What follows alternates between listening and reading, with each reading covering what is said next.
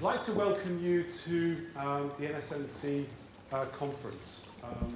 This is one of the first conferences we're doing like this because the conferences that we've held before have been very much about social marketing.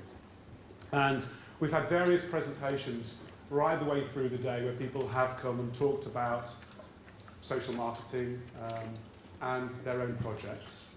And that has been interesting, but the feedback that we've had from a lot of people is that they would like to have an opportunity to contribute to the conference. So, although you will see some presentations, and we've got some great speakers for you over the 2 days, the afternoons will be very interactive. And what we're hoping to do is to, following the conference, is to write a report up of the recommendations that you make on various issues. So you will be contributing to the conference and you will be able to have your say.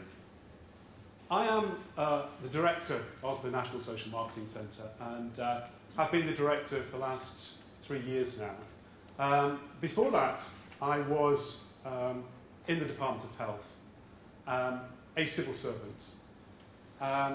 And my role was in health promotion. And I remember about 6 years ago, us as civil servants sitting around thinking about a programme to combat teenage pregnancy.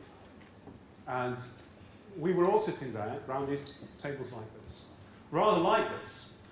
And I looked around and I saw that we were all white, middle-class civil servants, quite expert in our fields, so public health officials, people who knew about research.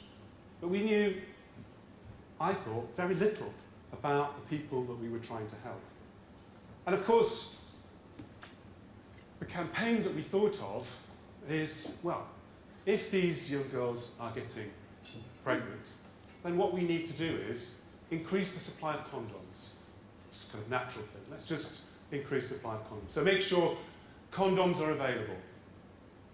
And of course, I thought to myself and some of my colleagues, I thought, well, actually, we really ought to try and talk to the people that we're trying to help. You know, this is a few years ago now, sort of 6, 7 years ago. So we went and we talked to some young girls who had babies very young, early age, at sort of 13, 14.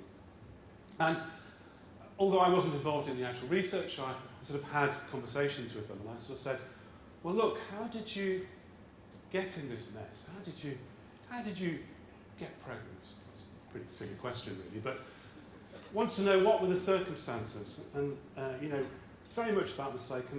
And the kind of the image was very much of a kind of, you know, young women being put in a corner, having babies when they didn't really want them.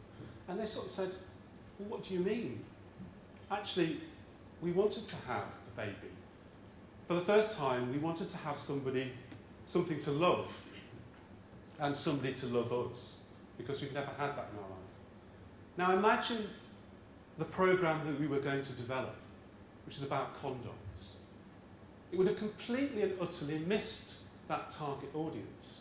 Because if we'd sort of put out a programme saying, look, you can get your condoms here, or you can get family planning advice, they would have, well, that's not anything to do with us.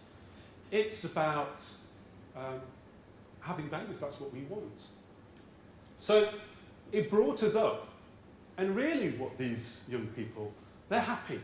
They want to have the baby. And a lot of the work that we've done since in the department is working with young mothers to actually say, well, actually, you'd be even better mother if you just waited a few years.